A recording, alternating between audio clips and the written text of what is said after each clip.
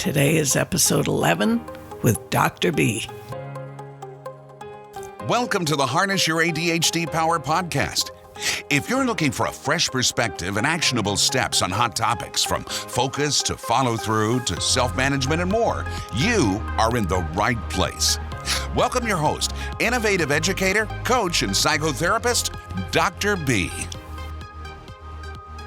Hey, DDers, so glad that you could join me for today's podcast episode. Today's episode was inspired by the many conversations that I've been having lately about sleep and the many challenges that so many of you experience when the day should be wrapping up and it's time to sleep, but you just can't sleep for any number of reasons. How much time do we have? Not much. So let's get to it.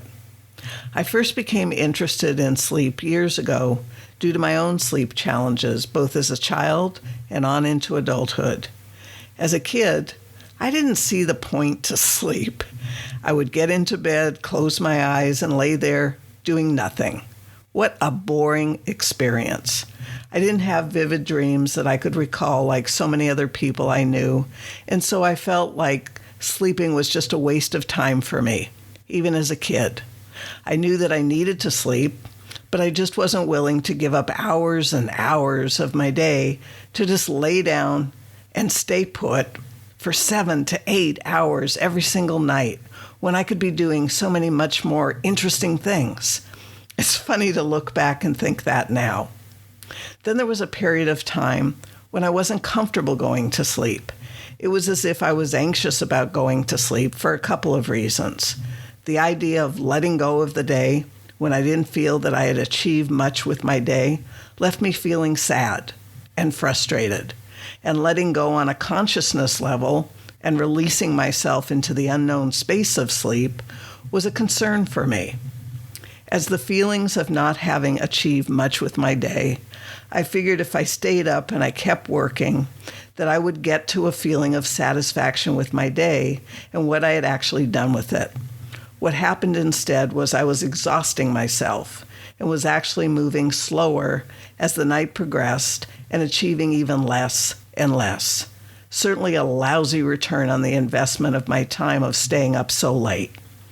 So I looked at how I was using my time during the day, what was distracting me, what it was that I could initially do to eliminate those distractions so I could allow myself to feel that I made better use of my day and let go to sleep.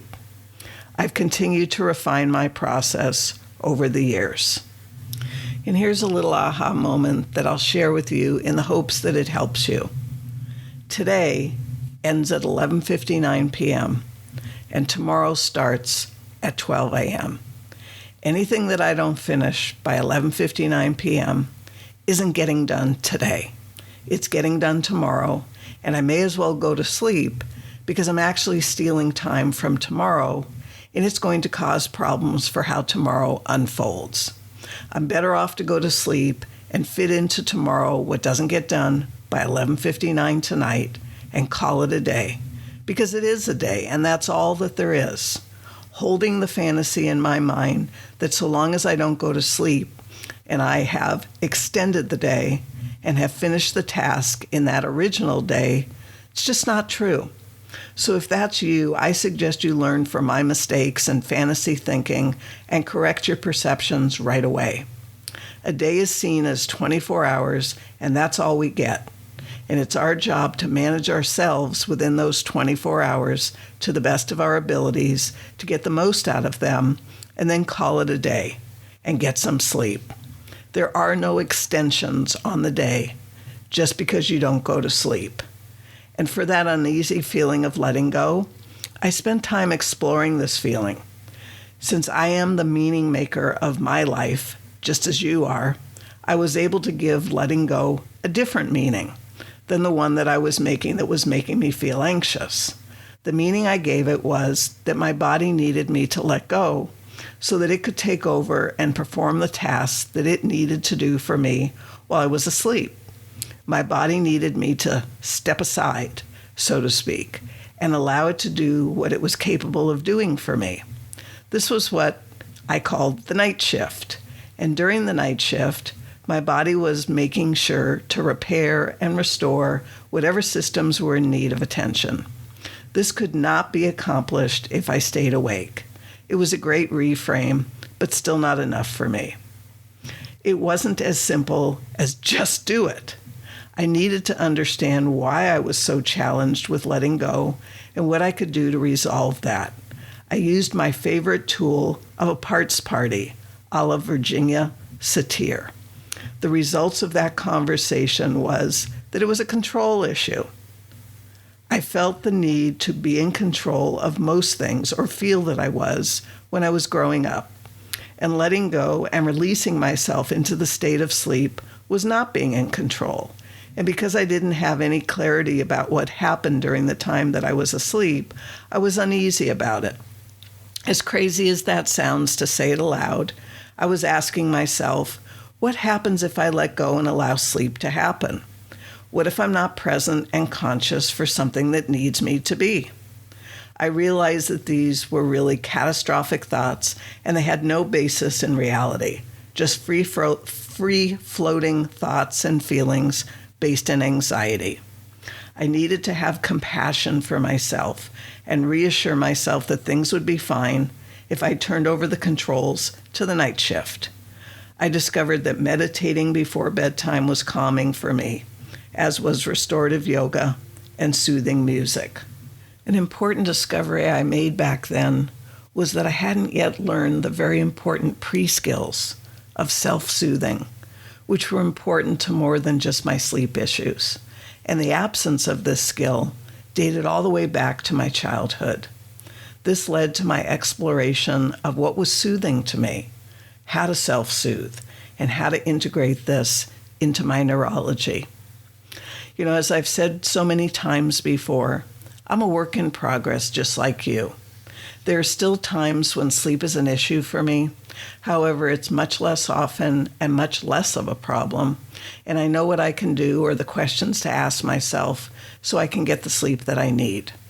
And since I wasn't born knowing how to ask better questions and make better decisions for myself, and neither were you, so long as you're teachable, you can learn just like I did.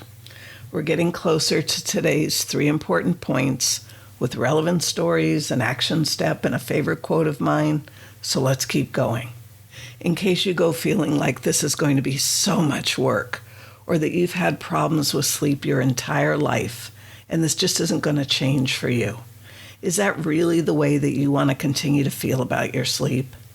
Do you want to hold on to all of your past failed attempts as a basis for what you will believe or try moving forward? I hope that you want to move forward. Once you discover what the keys to better sleep are for you, you'll be glad that you stayed willing and open-minded.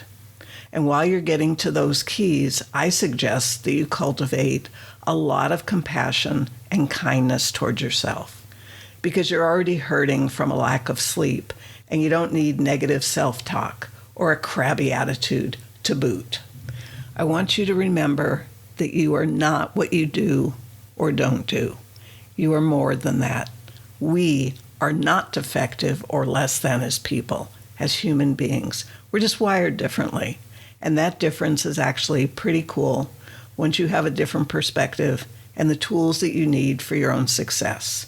And in this case, it's whatever you are going to need to consistently and successfully get a restful, restorative night's sleep. In this episode, I'm going to be taking a look at why it can be so difficult to fall asleep, stay asleep, or wake up in the morning, and what you can do about it, as well as other sleep-related issues. And knowing is only the first step. The next step is taking action on what you know to get new results and to fine-tune your process and the results as you go along. This is a process, so please do not let yourself off the hook here with taking action once, not getting the results that you hope for, and stopping there. Keep going.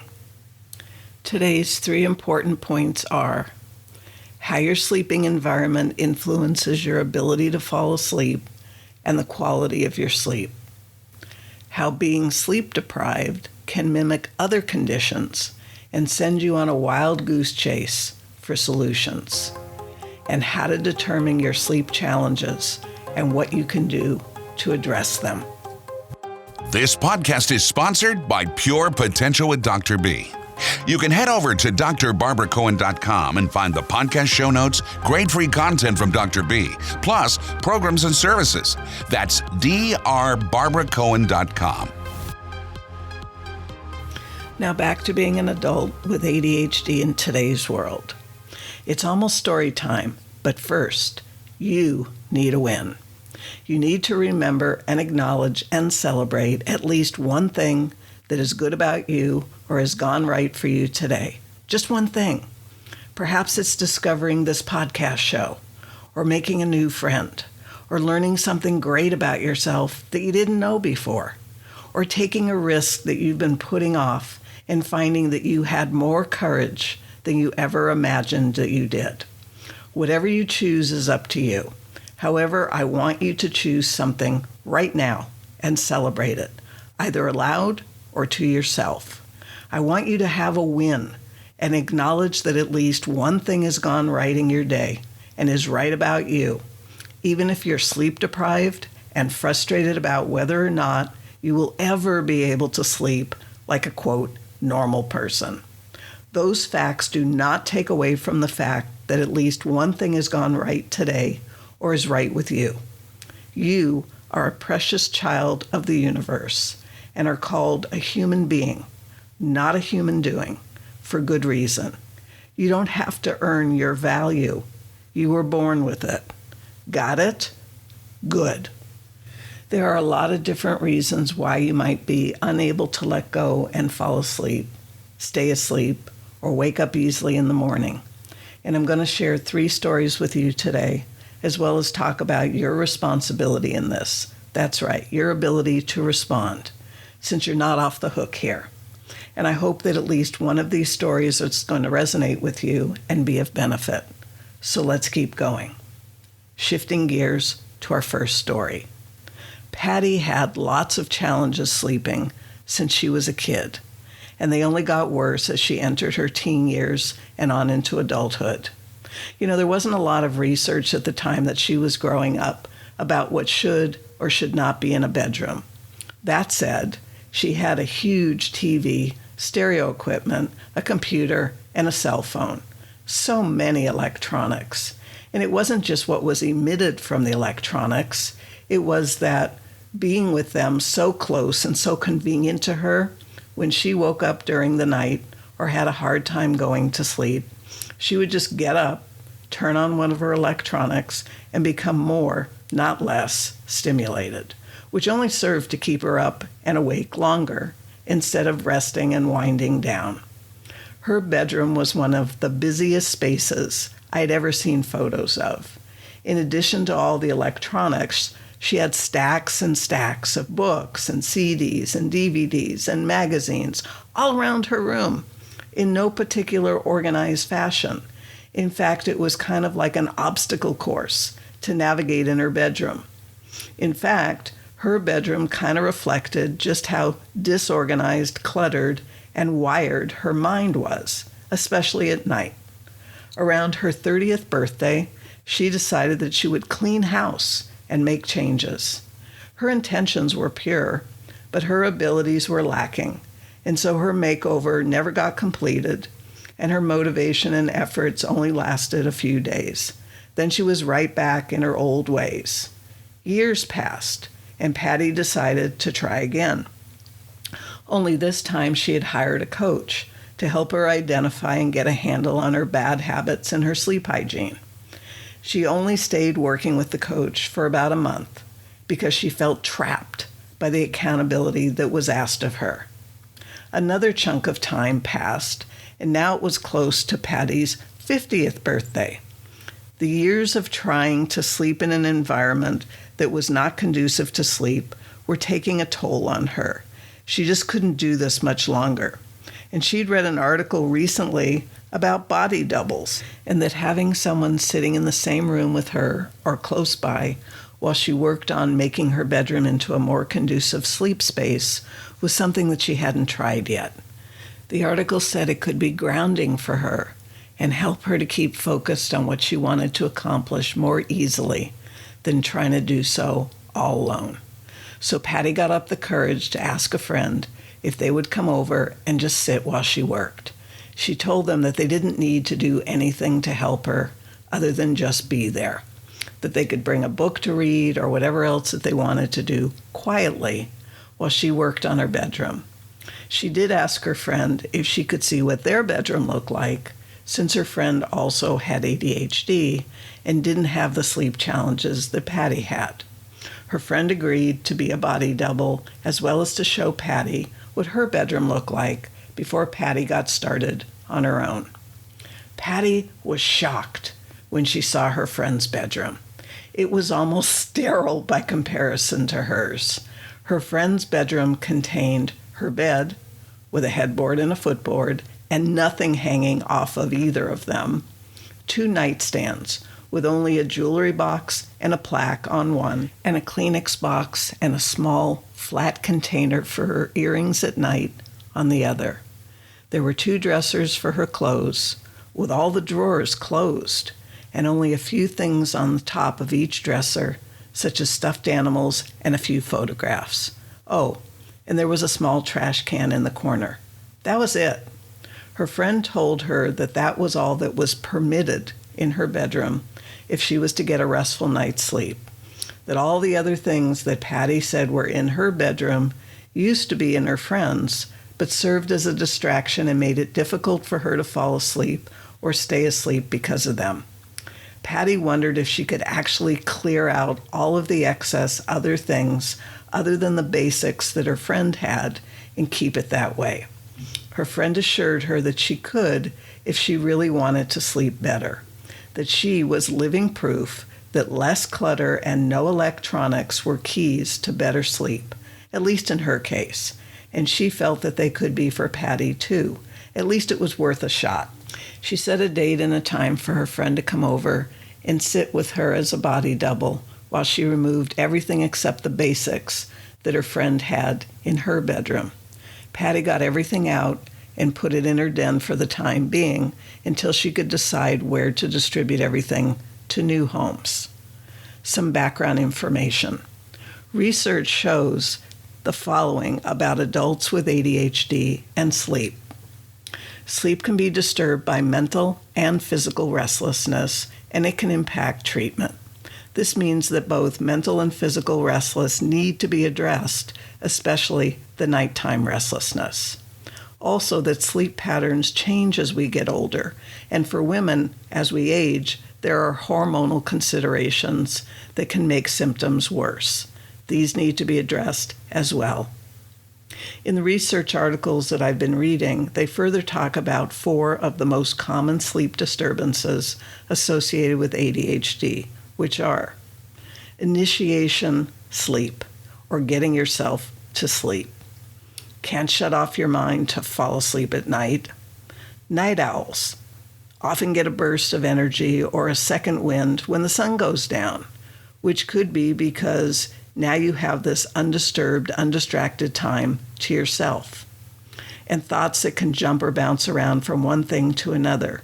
But if these thoughts are worry thoughts, then it's possible that there's also anxiety to address. Restless or broken sleep, perhaps waking up after a few hours. Like you finally fall asleep, but your sleep is restless, tossing and turning. Like you're waking up around 1, 2, 3, 4 in the morning, depending on when you go to sleep, and that the sleep isn't refreshing at all, and that you might wake up tired, more tired than when you went to sleep. Difficulty waking. Restless sleep until about 4 a.m., and then you finally fall into a deep slumber and find it extremely difficult to wake up from that depth of sleep. That the alarms are set and they can be ringing for hours, but you don't hear them, or you just ignore them. And tending to be irritable, perhaps even combative, until you're ready to wake up. And some people aren't fully awake until noontime. Intrusive sleep. According to Dr. Paul Wender, He's an ADHD researcher. Once some of us lose interest in something, we can drop off into sleep or become suddenly extremely drowsy. It's like we have two speeds, engaged and disengaged. Some can actually doze off on long-distance driving on roads that are straight and monotonous, which can be actually life-threatening. They call this microsleeps, which can last up to 30 seconds at a time. And sometimes your eyes are open, but you're essentially blind and not processing information because your brain has rapidly gone into a sleep state. You know, this happened to me when I was around 18 years old and I was driving to San Francisco with a friend. I went into a microsleep while behind the wheel and driving in the fast lane on the freeway. I am so grateful every single day that I did not crash, hurt anyone, or die that night. So what can you do if you relate to Patty's story? We have 2 more stories before I get to some action steps. They're coming. Transitioning to our next story. Sandra was in her 40s and knew that she was sleep deprived. She'd been sleeping on average about 3 to 4 hours a night, if that, for years.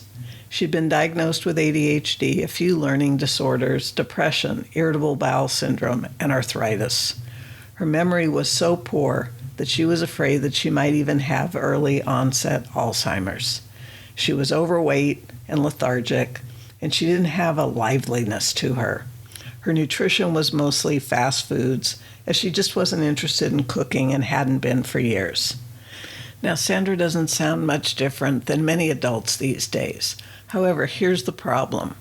There is no way that Sandra's doctors could get her medications right without her taking on the challenge of her sleep habits. Here's why. Being sleep deprived can mimic many other conditions and send you and your doctors on a wild goose chase for solutions for years, especially if you play down just how sleep deprived you are or the doctors miss it.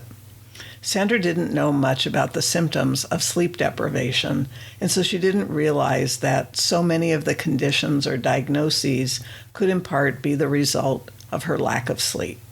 Once informed, she realized that the only way that she would ever be able to have a chance of living a more vibrant life would be for her to address her sleep issues. Some background information. Sleepiness is what you would commonly expect someone to experience when they're sleep deprived. Nothing earth-shattering there.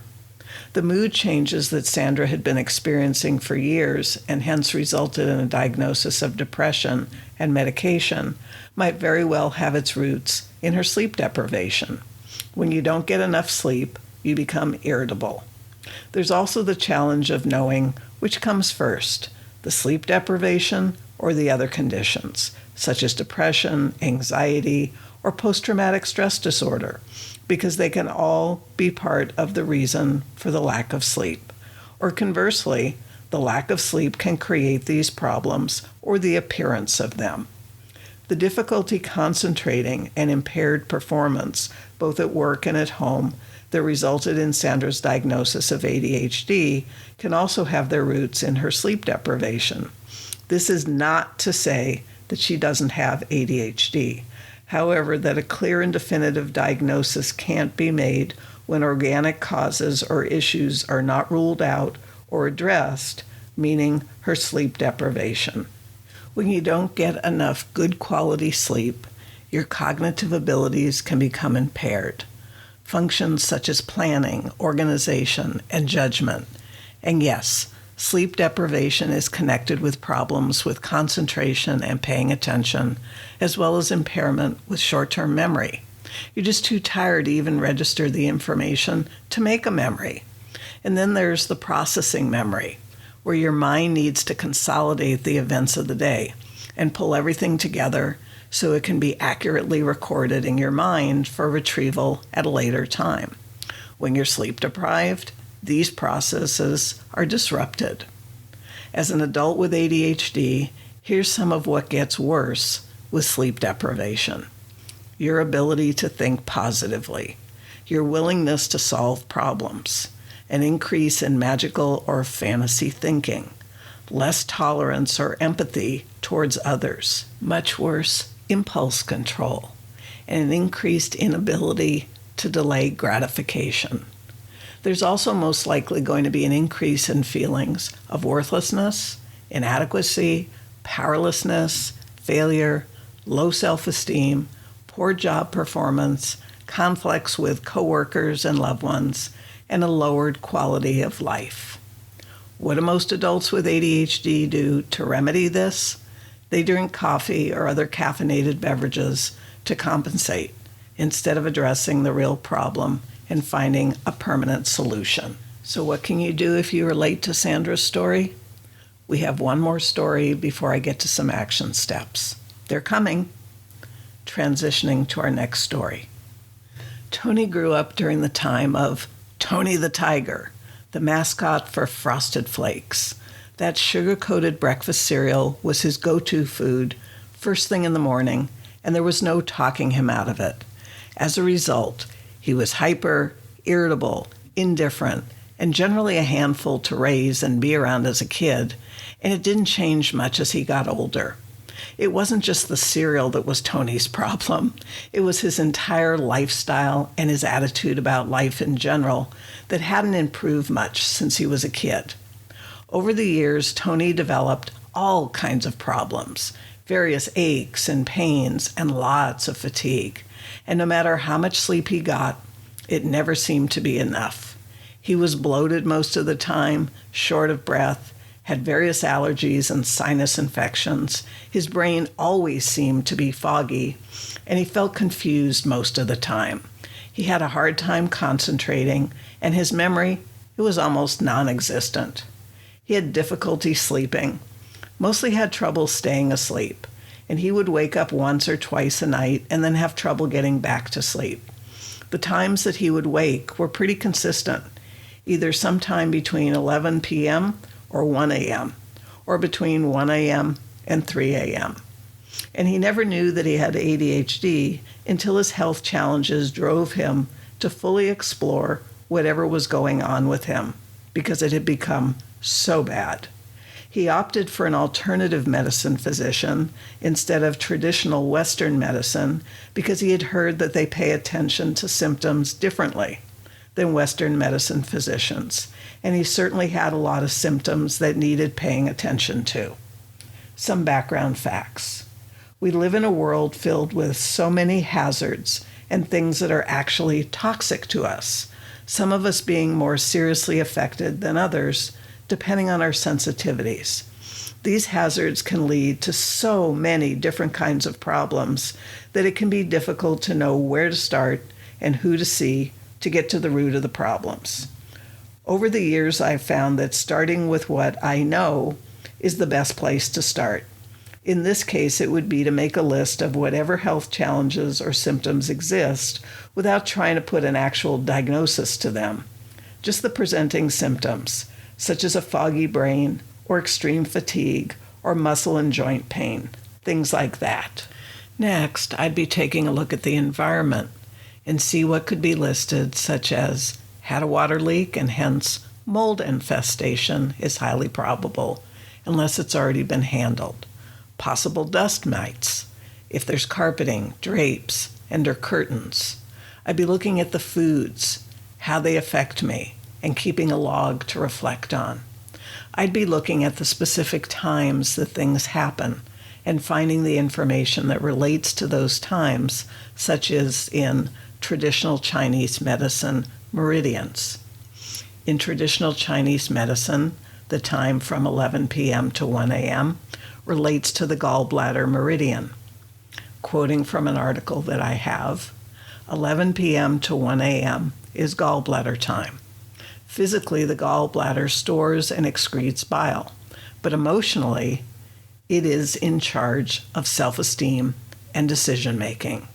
If you're not asleep by this time, you are depleting your gallbladder's stored energy, which over time can lead to poor self-esteem, poor judgment, or difficulty digesting fats. Also, the time from 1 a.m. to 3 a.m. relates to the liver meridian. Quoting again, from 1 to 3 a.m. is the liver, and the liver's role is to store blood for menstruation and to get us through the day. If you're not sleeping by this time, you can quickly become deficient, especially if you're a female, because of the importance of blood for menstruation, even for those of us going through menopause or already on the other side of menopause. The liver is also emotionally connected to anger, and you may find that you wake up between 1 and 3 a.m. if you have repressed anger or long-standing resentment. Symptoms of liver imbalance include irregular menstruation, anemia, chronic fatigue, and headache. Sleep deprivation is definitely a factor given Tony's symptom history. Mold exposure is quite possible for Tony, with common symptoms of fatigue and weakness, headache and light sensitivity, as well as poor memory, difficulty finding words, difficulty concentrating, and morning stiffness and joint pain. Intestinal parasites are also possible for Tony, with common symptoms of gas and bloating and fatigue and muscle aches. And this is just the tip of the iceberg, so to speak, in terms of getting to the root causes and healing from them. An important note, especially with today's podcast. I'm sharing a lot of what I've learned over the years with you. I'm a doctor of psychology, not a medical doctor, and as such, I'm here to share what I've learned with you, as well as what has worked for me or others that I've worked with.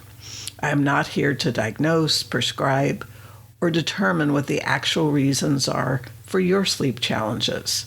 However, I feel that it's very important that I provide you with as much relevant information as possible about sleep hygiene and related issues, so you can be more informed than you might have been, and therefore ask better questions and make better choices for your own health care and well-being. Now to action steps. It's your responsibility to get the information and training that you need. In other words, your ability to respond to your needs and meet them. The good news about negative effects from sleep deprivation is that they can typically be reversed once sufficient sleep has been obtained. And there's 3 steps for this happening. Get the sleep that you actually need consistently, within an hour or 2 maximum difference per night. Prevent further sleep deprivation, and pay back your sleep debt, perhaps an hour a night until you're debt-free. And if you can't get to sleep, the experts recommend that you do something that'll make you sleepy, such as reading or soaking in a warm tub, not screen time. And here's all the usual recommendations, with my questions tagged onto them. First, go to bed when you're tired. What if you don't get tired? Follow a routine for bed and wake-up times and be consistent. What if you haven't been consistent with anything in your life? Avoid eating 2 to 3 hours before bedtime. What if you don't get home to eat dinner until an hour or so before bedtime? Engage in regular exercise during the day. What if you can't get yourself to exercise even once a week? Keep your bedroom quiet, dark, and comfortably cool. What if you don't have this option? Turn off electronic devices when you go to bed. What if you can't get yourself to turn them off or to go to bed? And what if you have all the questions and challenges I posed after each recommendation? Then you're just going to have to use your creative ADHD brain and create a solution that fits you. That's what I did, and it was actually kind of fun. If you relate to Patty's story, your action step has 3 parts. For focus, determine what belongs in your sleeping space and what needs to leave. For follow-through, get help with removing what needs to leave so that it actually happens, whether it's a friend as your body double or you hiring someone to help you. And for self-management, decide ahead of time how you are going to manage your feelings about making this huge shift in your sleeping space, and be ready to calm yourself or address any feelings of resistance that arise. If you relate to Sandra's story, your action step has 3 parts. For focus, make a complete list of all the symptoms that you're experiencing. For follow-through, see a qualified professional that can help you to sort out what's causing what, so you aren't chasing symptoms and trying to address conditions that aren't really the root causes. And for self-management, plan to manage your feelings by having a support group or a support system of friends and family so that you don't feel all alone in your journey to health and well-being. If you relate to Tony's story, your action step has 3 parts. For focus, again, make a complete list of all the symptoms that you're experiencing. For follow-through, see a qualified professional who can help you sort out and address everything in the order that they need to be addressed for maximum benefit to you. And for self-management, be prepared for this to take time and manage your feelings of impatience or irritability about how much effort this might feel like. Because even if it's a lot of effort now, it's well worth the effort in the long run for a quality of life that is so much better than the one that you might currently have. A favorite quote of mine. Walt Disney wrote, "I always like to look on the optimistic side of life, but I am realistic enough to know that life is a complex matter." The question I have for you at this point in our journey together is, do you have a better understanding of the complexities of your sleep challenges and some steps that you can take? I appreciate you showing up to listen today and in the future. New episodes will be available twice a week now, Mondays for the regular show and Thursdays for the Ask Dr. B format, both at 6 a.m. Pacific Time. I'll be talking about such compelling topics as making friends, fantasy thinking, analysis paralysis, and more hot topics, as well as lining up guests to bring more great insights to you. Be sure to subscribe to this podcast so you receive the newest episode as soon as it's released. And perhaps make a date with yourself to listen to each podcast episode so you hear your questions answered if you've asked any of me. And I know I'm going to have a free gift offer again, just like I did for launch week. So keep coming back. In fact, if you received value today, please leave a comment or a review on iTunes so I know that I'm meeting your needs. It doesn't have to be anything lengthy, just a line or two of how the podcast is helping you, if it is. It means a lot to me to know that your life is getting a little bit better every time we get together. And then make sure to get over to my website to get your show notes and learn more about other services. That is, if that's of interest to you. Until the next time, bye for now. Thanks for your undivided attention. If you're hungry to make positive changes in your life, head over to drbarbaracohen.com and see how Dr. B can help you today. Whether you love making changes with one-to-one attention and community support, or on your own with self-study, or could benefit from coaching or psychotherapy, you'll find all the information right there at drbarbaracohen.com.